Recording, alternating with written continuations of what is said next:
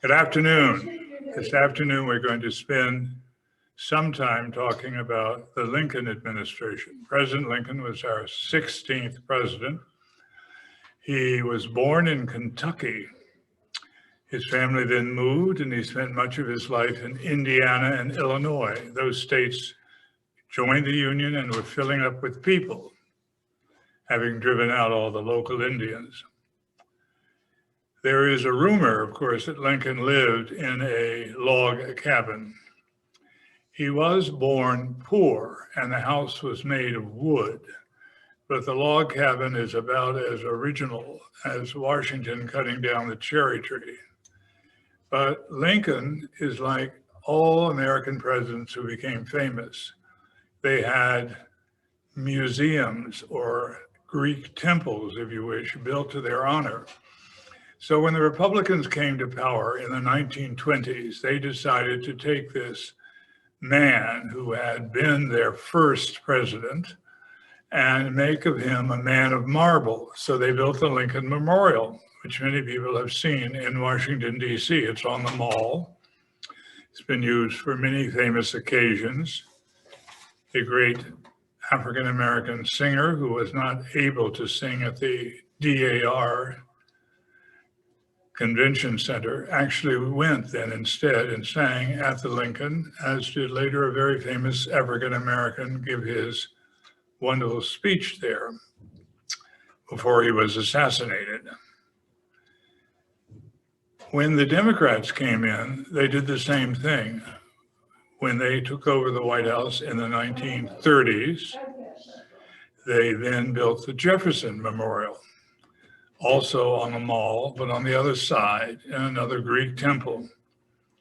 And what these big temple-like things did was they made of the man who was on the statue, who was the statue was made of, that was put inside the monument.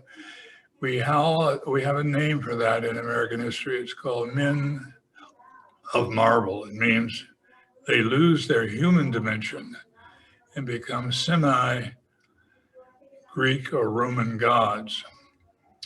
And this then spoils their history because Abraham Lincoln was just a normal human being with his good parts and his not so good parts, with his flaws all there to see. And when you take away the flaws, you don't have a human being, you just have a man of marble. And that's what you have at the Lincoln Memorial and what you have at the Jefferson Memorial. Now today we're about trying to destroy some of those memorials because we don't like what those people did. And the city of San Francisco is going absolutely crazy. They have 30 high schools they want to rename because somehow the names associated with them, like Washington High, are no longer godlike, and so we should get rid of them. Even Feinstein's high school is going to be renamed according to those activists who are trashing American history in order to live out their current political dimension. So let us go with Mr. Lincoln. In his early life, he was poor. In his early life, he worked his way out of poverty. In his early life, he taught himself law. In his early life, he became a lawyer. He joined the political party. The political party in his day was the Whigs. It's hard for you to think it, but there was a time when there was no Republican Party. So it was that he supported the Whig candidates, and he ran for election and was elected and served. But he was very disturbed by the spread of slavery. He was not disturbed by the fact of slavery. In other words, the idea that slaves were held in bondage in southern states was not a major concern of his. What did concern him was the spread of slavery. And of course, we had it spreading because we had a compromise. So when you have the Nebraska-Kansas Act, which allows in one free state and one slave state, you get people like Lincoln annoyed. He wants no slavery in any other state. it must remain in the deep and upper South. And therefore, he held that position all of his life. So when he is elected in the 1960 election, he brings to the White House a certain heritage. He's married to a Kentucky woman, and she, Martha Todd Lincoln, is from a Confederate-leaning family in Kentucky, and this causes a strain in the marriage. They have a number of children. Just like other presidents, he had his downside and his upside. The downside, for instance, for Lincoln was that he loved off-color jokes, and these were often sexual. And he was quite proud of his ability to tell those jokes, even though as life went on and his reputation changed and he became a man in marble, all of that was erased. That wasn't part of what we wanted to remember. He also had an unusual view of the Constitution, but we'll get to that in a moment. When he is elected, certain key Southern states see that as an attempt to end the peculiar institution of slavery.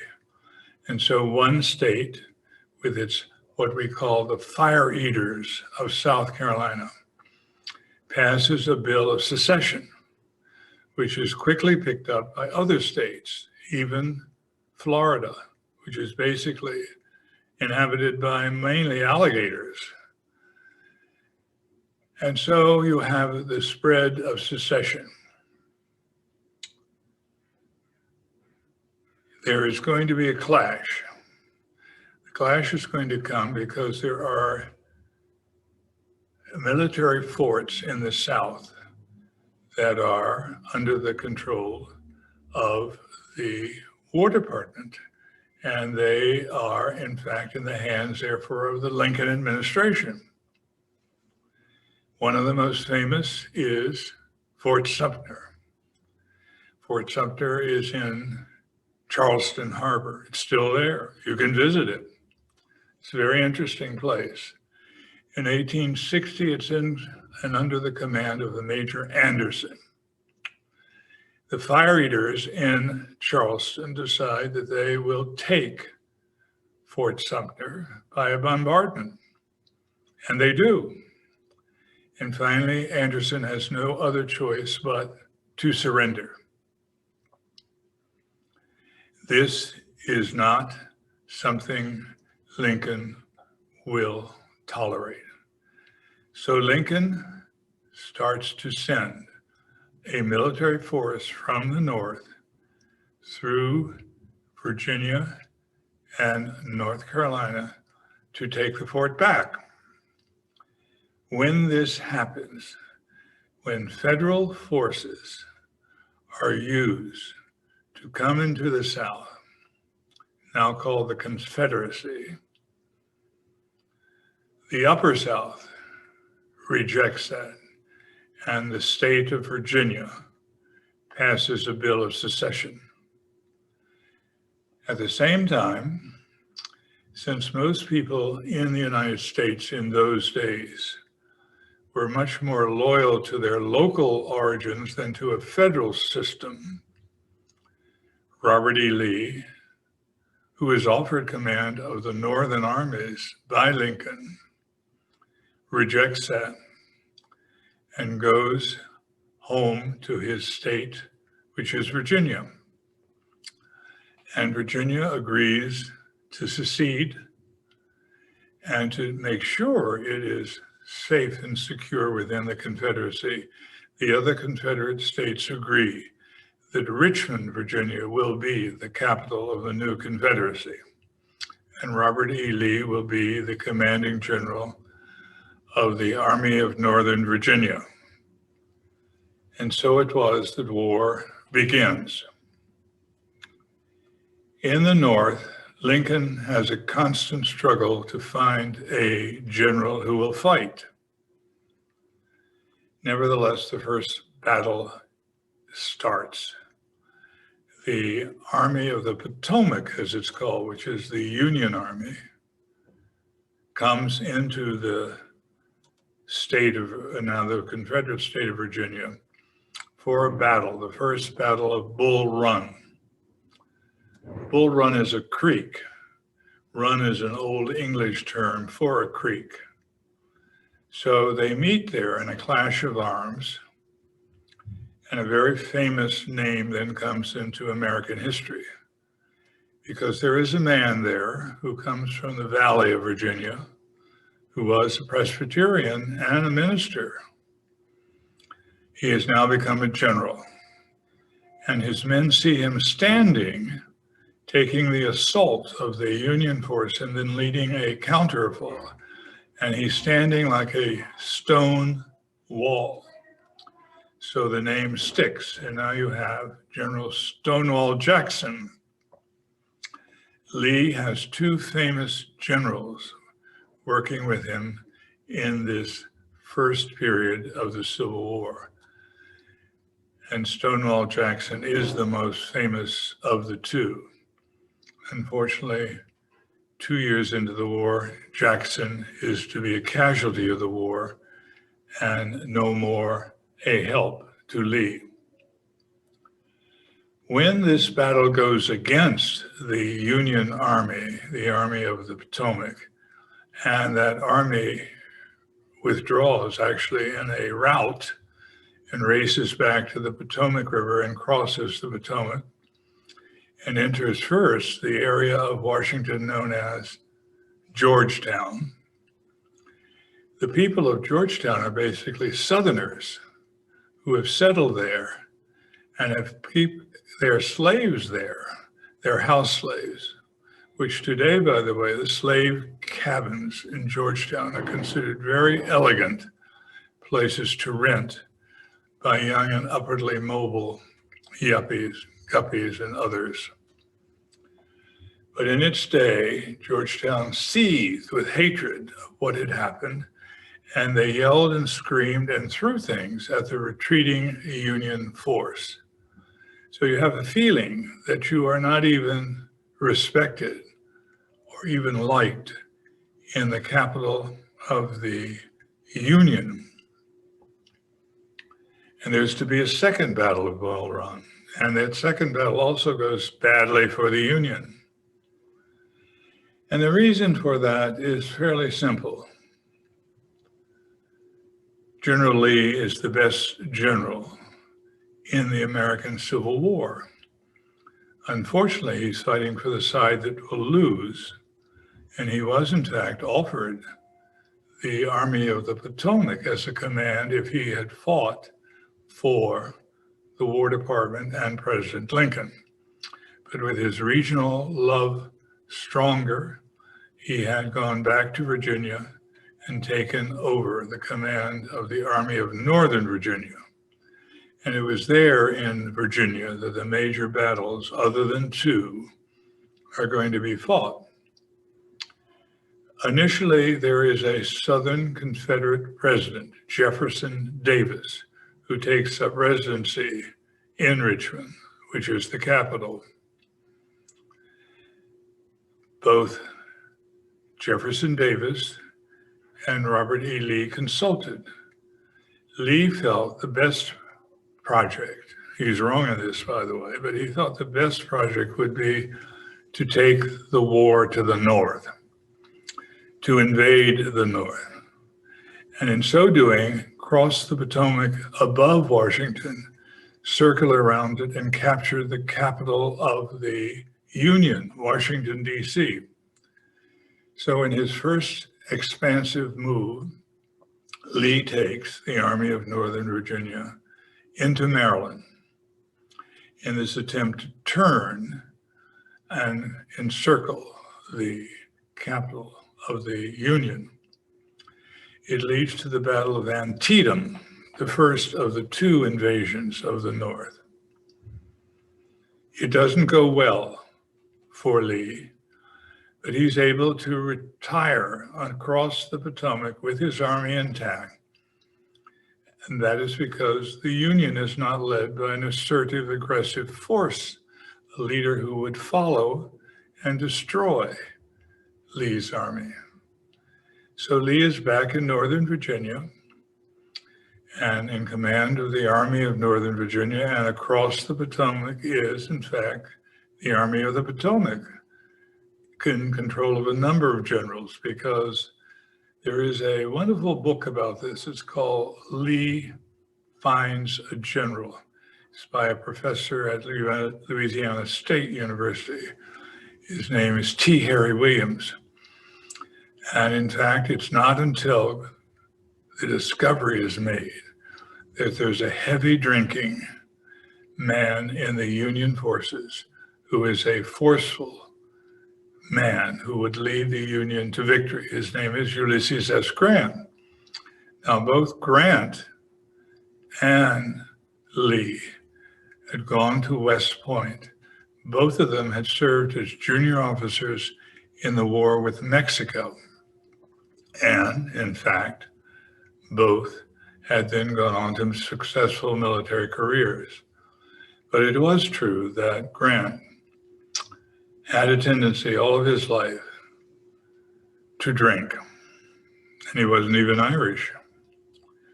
But there he was, the man now who is destined to lead the two great moments.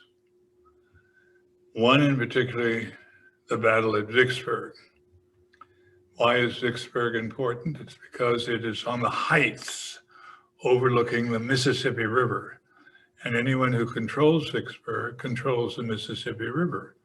And Vicksburg, as a fortified position, was controlled by the Confederacy.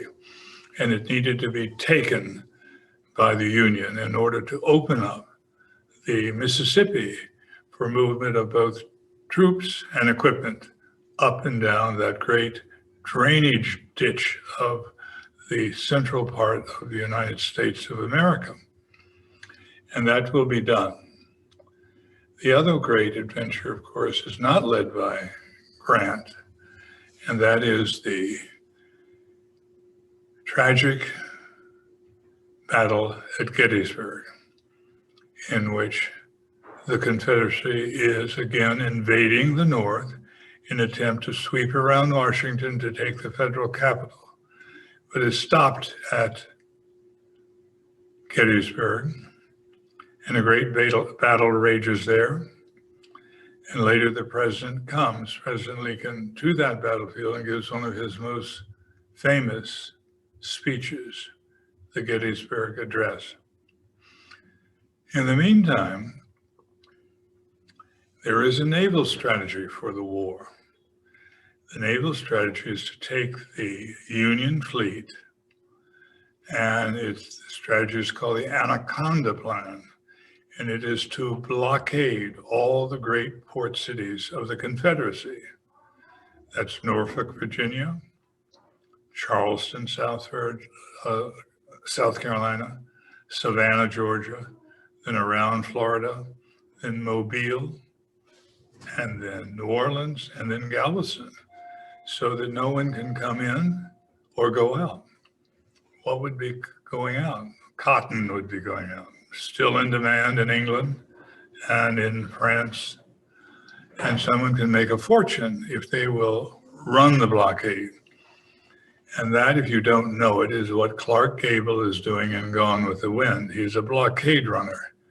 He runs things out of the Confederacy to Europe, sells them, makes a great deal of money, and pays the Confederate people who sold him the goods, and the goods are mainly raw cotton to be turned into cotton textiles.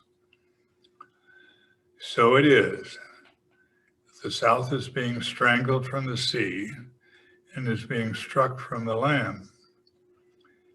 Now, all during this time, people assume that Lincoln was very interested in ending slavery, and that's not true at all. He had a pipe dream. He thought somehow you could get all the slaves and return them to Africa. Well, it shows that Lincoln did not really have a long view of history. The slaves in 1860 were all born in America. Parents were mainly born in America because the slave trade had ended decades ago. So these people were Americans that you were going to ship back to Africa, not Africans. And they knew who they were. And they were quite angry about the situation because it didn't go any better for them. There was an underground railroad that had brought many of the African American slaves out of the South to the North, all the way into Canada. But there was also a Supreme Court decision, Dred Scott, that said if any runaway slave was caught north of the Mason-Dixon line, that slave was to be returned to its owner, to his or her owner.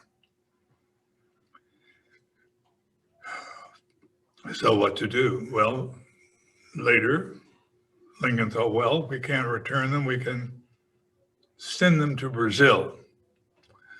Because Brazil was, a very, very large Portuguese colony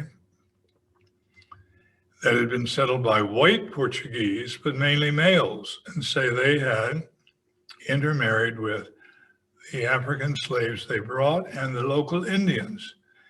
And they had made a Brazilian group. All you have to do is see the beautiful people of Brazil to realize they are what sometimes are called mulattoes. They are a mix of blacks, Indians, and white Portuguese. A very good example is Sandra Braga, who has been in a number of American films. So it was, he had another pipe dream. The problem was, how are you going to get these slaves away from the slave owners? They're not going to give them up. So Brazil and Africa did not work. There were some. There is a country in Africa that's made up mainly of former African American slaves that did leave the United States and did go back and found themselves a country. It's not from where their great-grandfathers came from, but at least it was an African country full of Africans, not Caucasians. So what to do? Lincoln stuck. He will finally, of course, issue his great Emancipation Proclamation. But you have to understand, there are all kinds of people in the Union. There are lots of Democrats still living in the North. There's a wonderful writer, historian at Berkeley, Leon Litwack, wrote a book about North of Slavery, it's called, which would be a warning to anyone that attitudes in the North were no better than the attitudes in the South. They just didn't own slaves. All of the colonial people were able to own slaves, and many did. And in many cities of the North and the West, there was, in fact, a large number of slaves who had been mamurized, given their freedom. And they were located mainly in the cities of the South and the North. And they were known collectively as free people of color. At least you think that California was some glowing paradise. Please get rid of that. Slaves were brought into California. Many of them went up and dug in the gold country, but they dug for their owners. Sacramento was a beehive of people who were pro-slavery and anti-slavery. Two members of the Sacramento Assembly met at a place called Fort Mason, which is a former military base in San Francisco, very small. And they had a duel.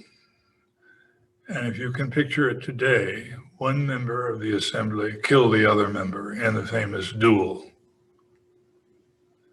There was also a threat in the city of San Francisco, and that many people were in fact, at least if not favoring slavery, were opposed to the war and opposed to freeing the slaves. And so it was that the federal government under Lincoln ordered that a very famous fort that's still there is located right under Golden Gate Bridge. In fact, the bridge was specifically designed to keep Fort Point intact, which it is today, and you should go visit it. It's an exact model of Fort Sumter, the fort that Major Anderson had to surrender in Charleston Harbor. And what did the feds do? The feds under Lincoln ordered that the guns at Fort Point, which were pointed out to sea in case someone tried to break through the gap in what's called the gate, the Golden Gate, they would be sunk by these large, massive guns. Now the guns were repositioned to face the city of San Francisco, which was thought to be disloyal. So much for the famous Californians. We have an opera about this time with Californians all having run up to the gold rush. And in the gold rush, someone asked me last time if the gold rush had not sparked the idea of taking California from Mexico. And unfortunately, the gold rush came after we took California. But now that we had it and gold had been found and Africans were up there helping their white masters dig for the gold, John Adams decided to write an opera about that. One of the worst American operas I've ever had to sit through. I took Frank Polis, a friend of mine, to see it. And 10 minutes into the opera, Frank turned to me and said, "When can we leave?" And we left after Act One. So much for an opera about the gold rush, and so much about the women who did dig. And that's what Adams wanted to point out, that there were a lot of independent women digging for gold. There were blacks digging for gold. There were Chinese digging for gold.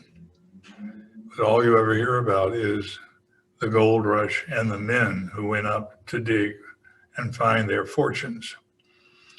California in the gold rush. Not a great help to Mr. Lincoln.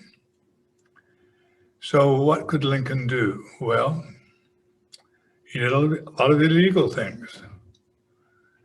He suspended habeas corpus. That's one of the birthrights of Anglo-American civilization. And you could only suspend it for a short period of time by act of Congress, not by presidential edict. But Lincoln suspended it without asking anybody. And then when his Chief Justice, Taney, ruled that habeas corpus still pertained and one must present the body, Lincoln's reaction was, well, the court has ruled, let the court try to enforce. That's not how our system works. The executive enforces the laws passed by the legislature, and those laws are reviewed by the Supreme Court to be found either constitutional or unconstitutional. We know that because of great Supreme Court justice way before Lincoln. The man who was in fact responsible for the court's review procedures made sure that everyone knew that in the days of Jefferson, let alone the days of Lincoln.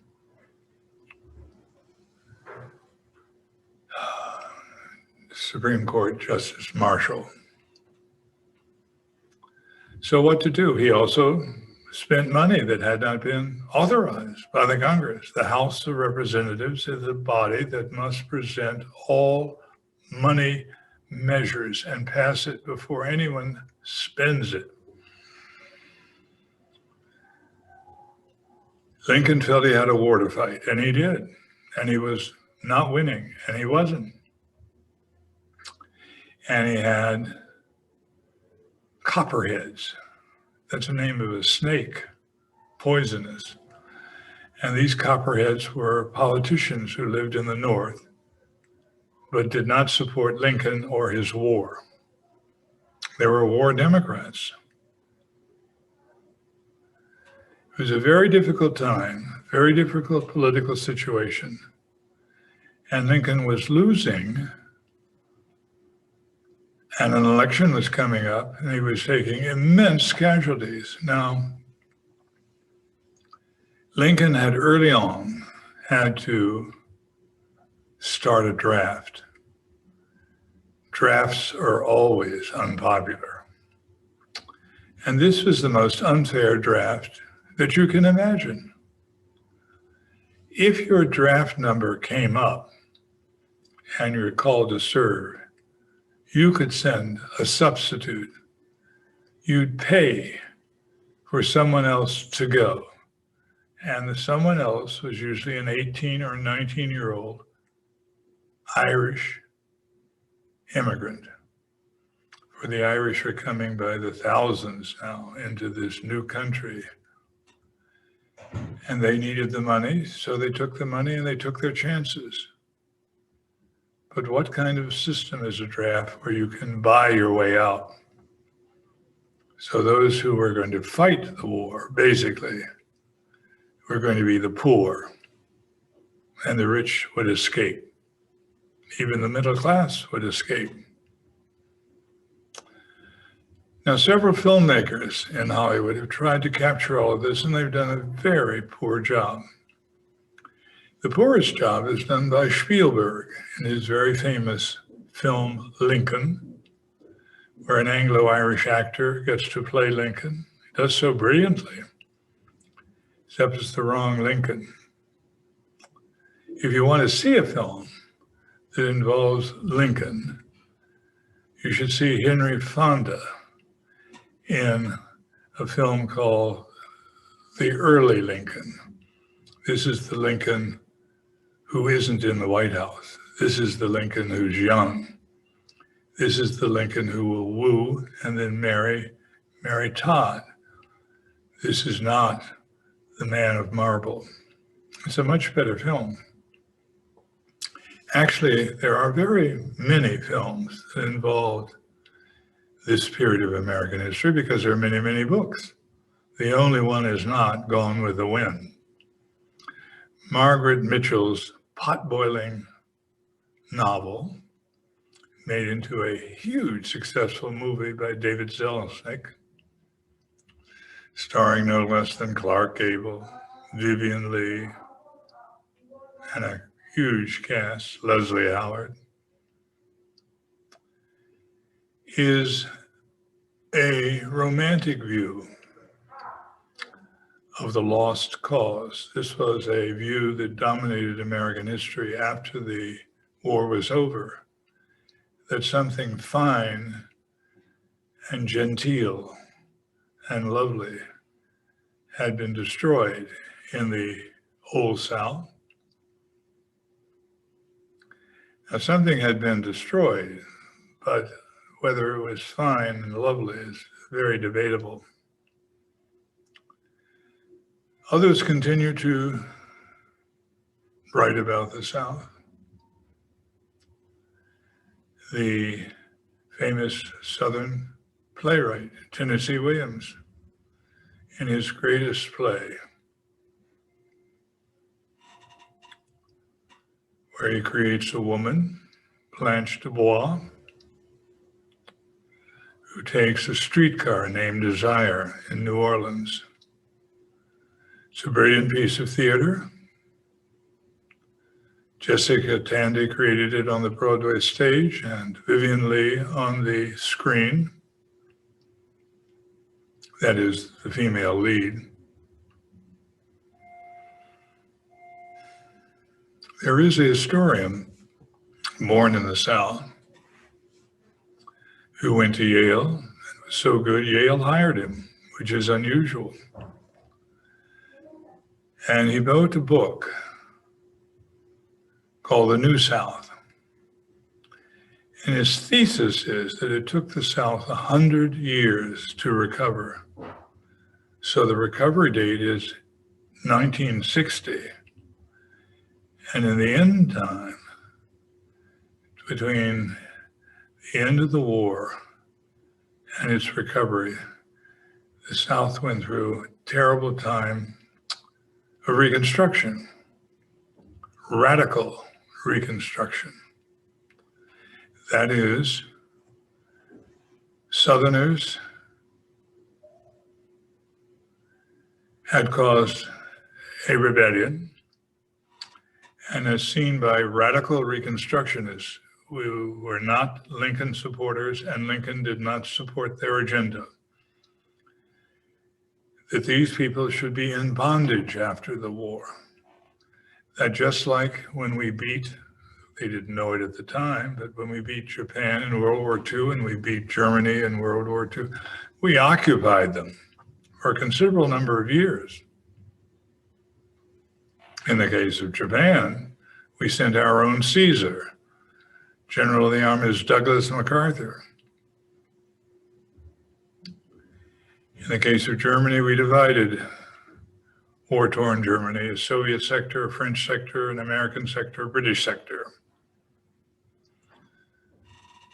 Our man then was a high governor who tried to hold the system together, given that both Germany and Japan were destroyed, like the South, burnt over.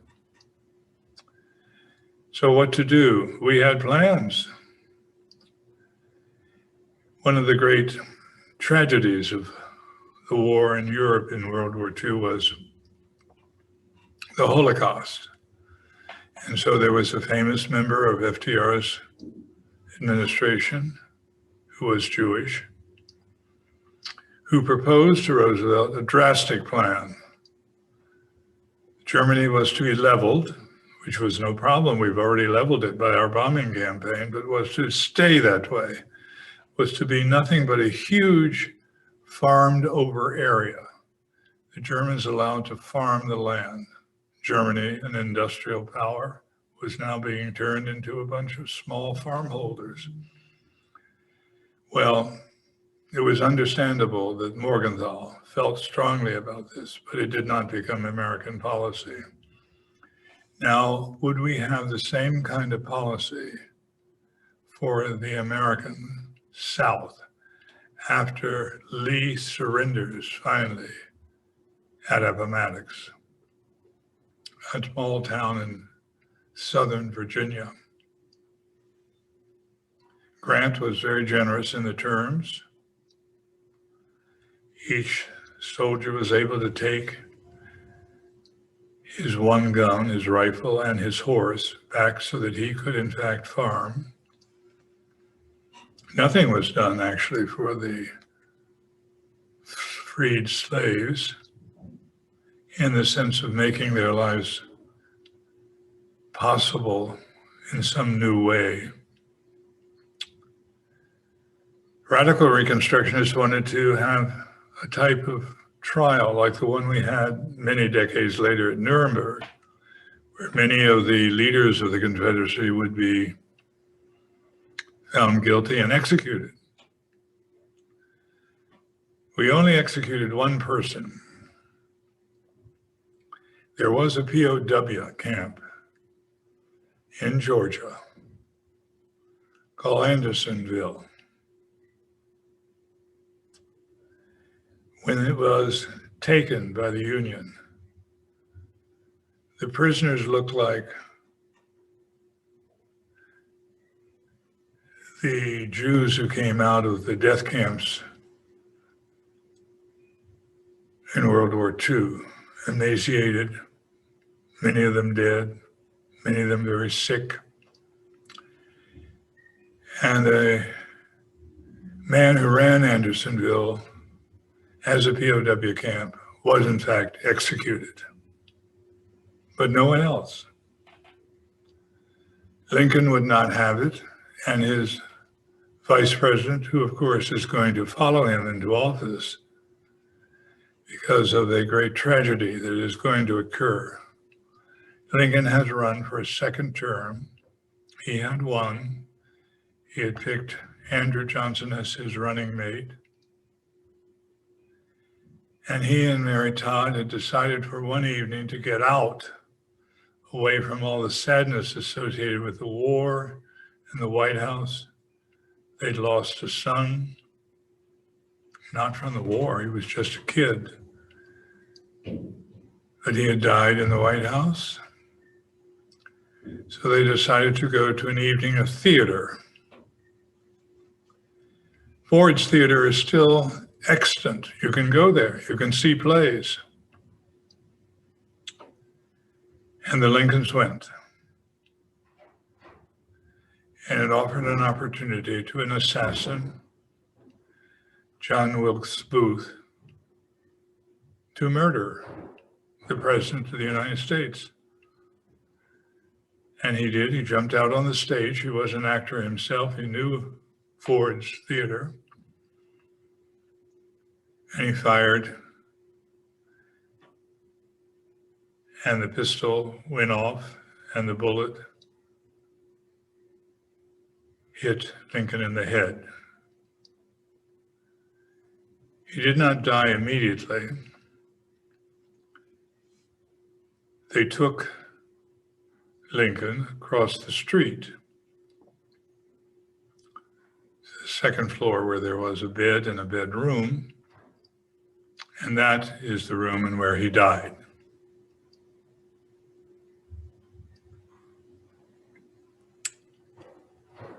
Booth, of course, is finally caught, as are his compatriots. They're executed.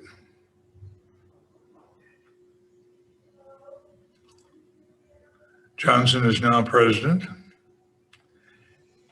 Andrew Johnson, and he believes, as Lincoln did, that the way to reunite is through peaceful means, handing a hand to the South so it could get back on its feet, having the South rejoin the Union. And this was opposed vigorously by the radical Reconstructionists. And for his efforts, Johnson was impeached. Impeached for an effort at reconciliation. Strange. It was not, in fact, approved by the Senate. So he did not, in fact, get thrown out of office, but it was a rough and tough time because the radical Reconstructionists would not give up. They were determined to take over the South, to rule it directly, to impose upon the South a Northern army of occupation. And that army did go and occupy the South. And they sent forth groups of people that created a whole new language, the language of scallywags and carpetbaggers. Now that will be a later lecture, because Reconstruction is a very difficult time in American history. It sees the birth of the Ku Klux Klan, an ugly, hateful organization, and sees the South occupied by Union armies, federal armies of the North, for over a decade.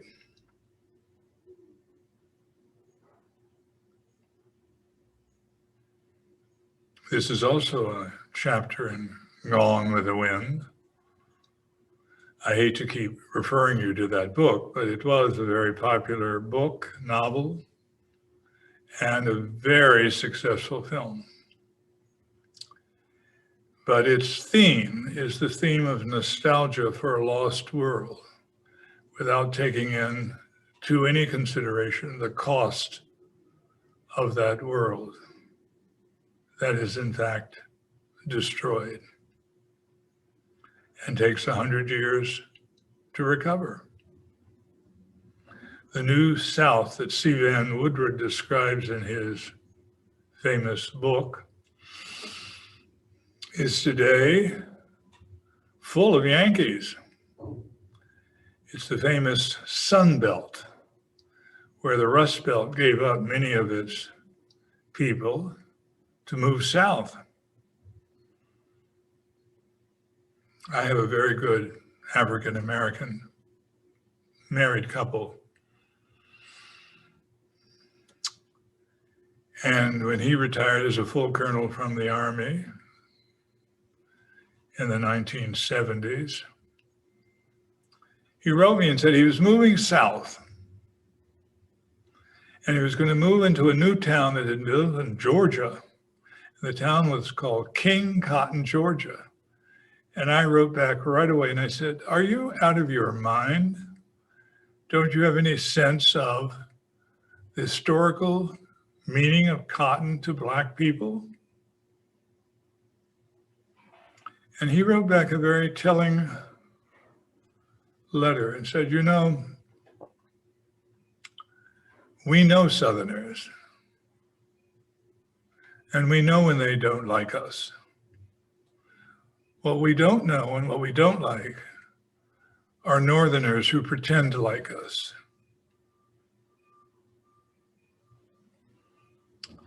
So Tom and Ann Fuller, with their two young boys, as I knew them, in Stuttgart, Germany, when we were all in the Army together, went south to King Cotton, Georgia.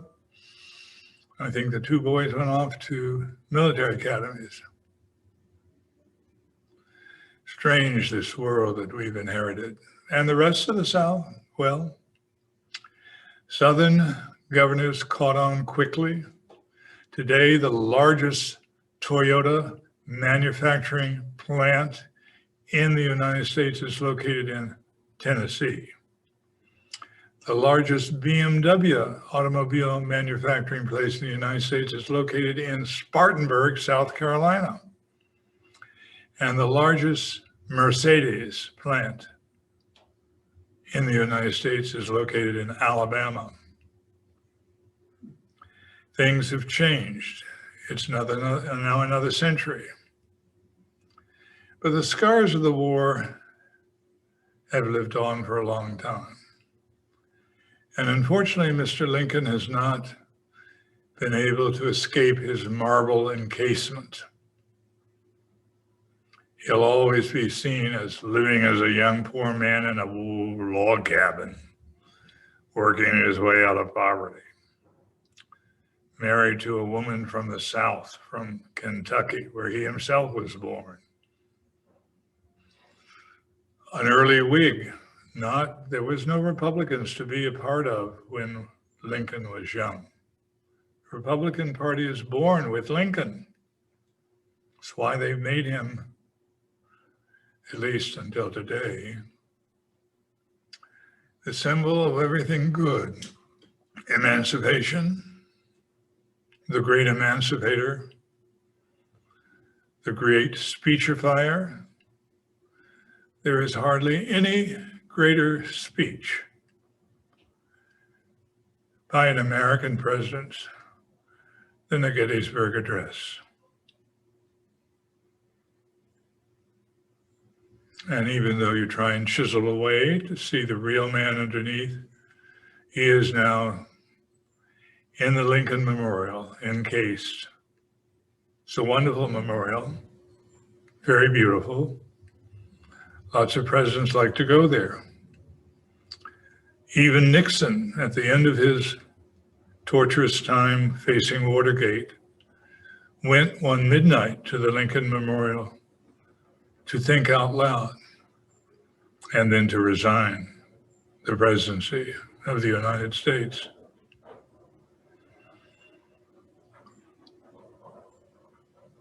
As it was, the 100 years it took did deliver, as Woodward said, a new South. But people never stopped writing about it. Tennessee Williams is one of America's greatest playwrights. has written about it constantly, starting with his first great play, The Glass Menagerie, and moving on to a whole series of dramas that have enlightened audiences on Broadway and throughout the country for their elegant look. Even other Southerners. There is a Southern woman, Eudora Welty. Most of you probably don't know her. She's written brilliantly about the South. There is a Southerner who's won a Nobel Prize, William Faulkner. Absalom, Absalom. He's a Southern writer I don't really appreciate. It's probably my lack, not his. And the theme that haunted Lincoln haunts these novels and plays. Lockridge wrote a beautiful, beautiful book, and then he committed suicide. The book was turned into a wonderful film with Elizabeth Taylor and her famous first big co-star, Montgomery Clift. Raintree County. It's a lovely film. But the tragic part of it is that Taylor's character is crushed as she watches and finds out that she is partially Black because of the cross between whites and Blacks in the Old South. One tragedy after the other. We live with it today. It's hard to believe that within our country, there are still racists, still people who believe in white privilege. But it's true. We saw it recently in Jefferson's own hometown, Charlottesville, where he built his own university, the University of Virginia, not far from his own plantation home, Monticello. In fact, 3 presidents are in that same county, in their own plantation homes, are still national monuments. Monroe's home, Madison's home. Madison's home is named for a French city. Strange, these Virginia aristocratic planters who lived off the labor of Black slaves and weren't around to see the war that came. It wasn't just about slavery. By the time the war came, the North was a different part of the country. It was an industrial, growing, commercial, and the South was continually an agricultural basin living off king cotton and trade in that cotton. So the North wanted high textile revenues. So you put on taxes. The South wanted very low because they wanted to import things from Britain and France, and they did not want these taxes placed on these goods.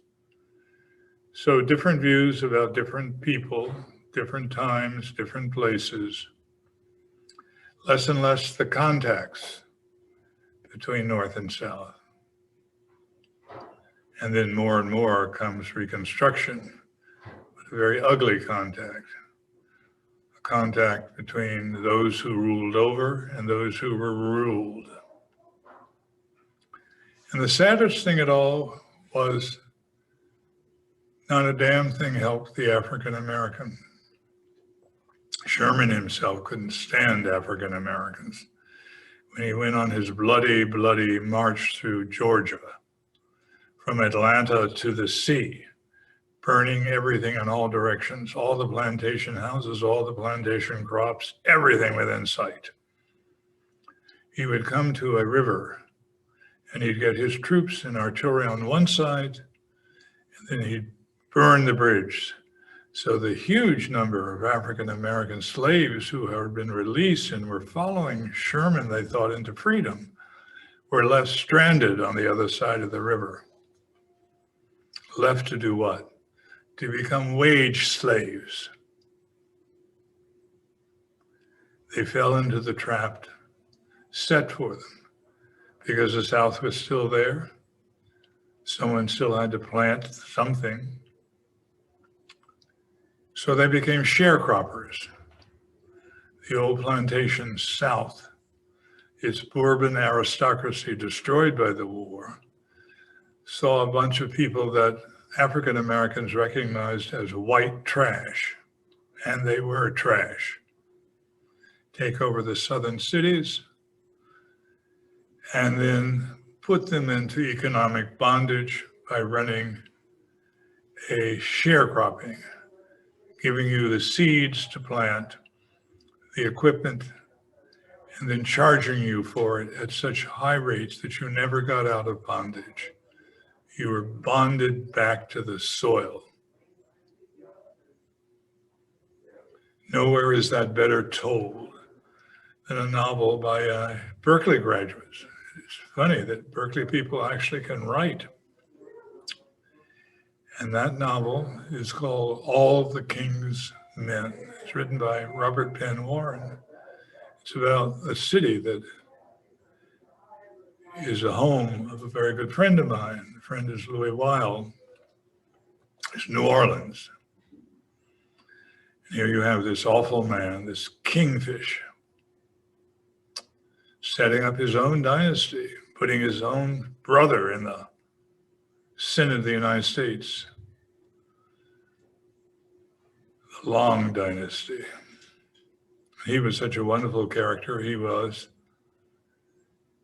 having a sexual affair with a friend's wife who resented it and took a gun, typically Southern, went into the State House in Baton Rouge and shot Huey Long dead. That book has been made into a wonderful film, All the King's Men, starring Broderick Crawford. If you've not seen it, you should see it. It gives you a feeling for how could this happen? How could this be? Well, it was. So we come to the long end. Lincoln's dead. His vice president is impeached. Reconstruction is about to start.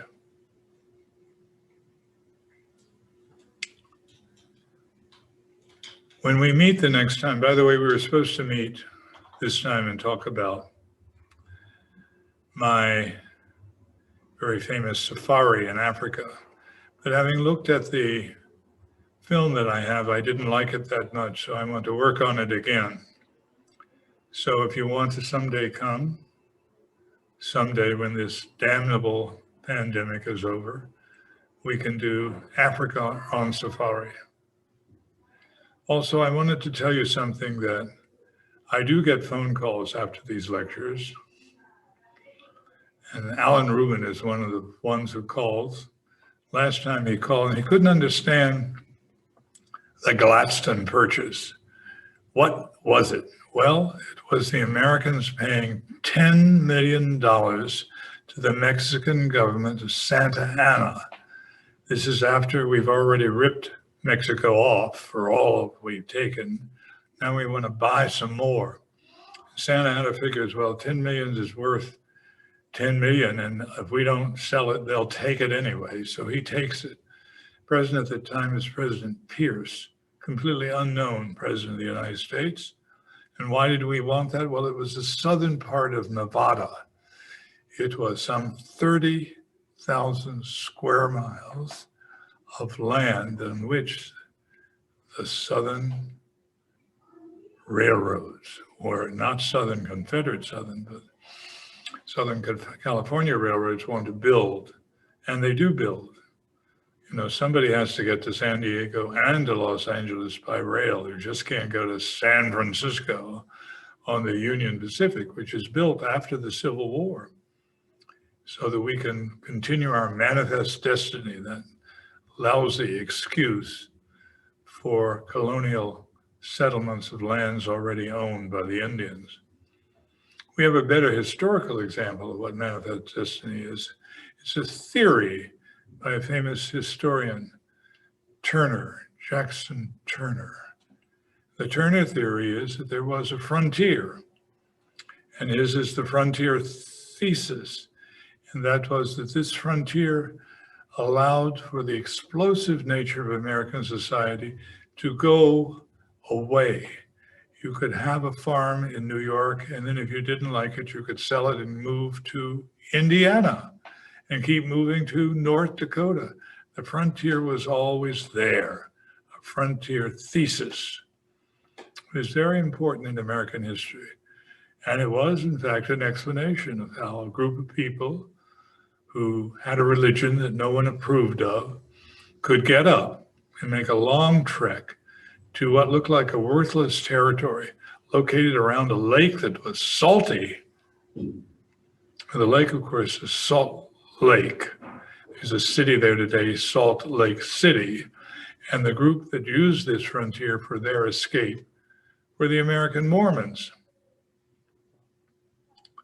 Anyway, the Gladstone Purchase, my friend will now know, was to take over southern Nevada.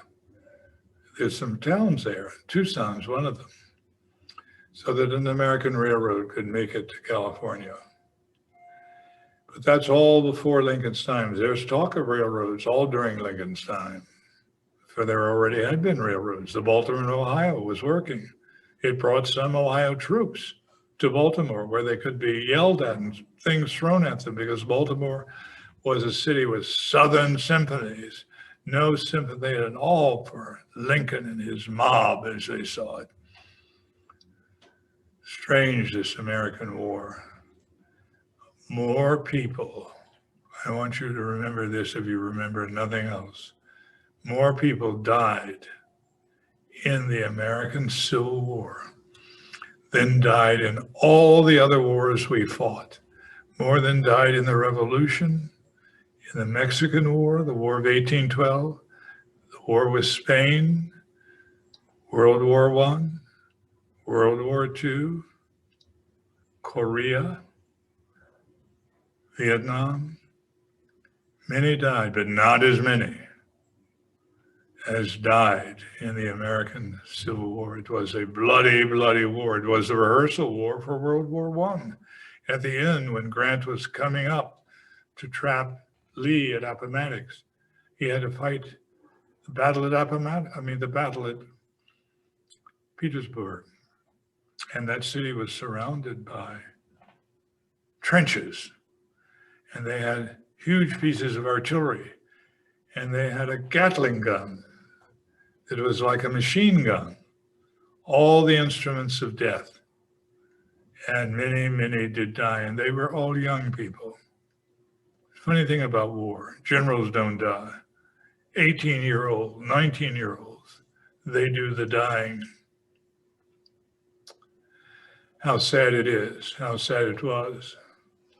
And it goes on in the form of racism today, the never-ending cancer of American society.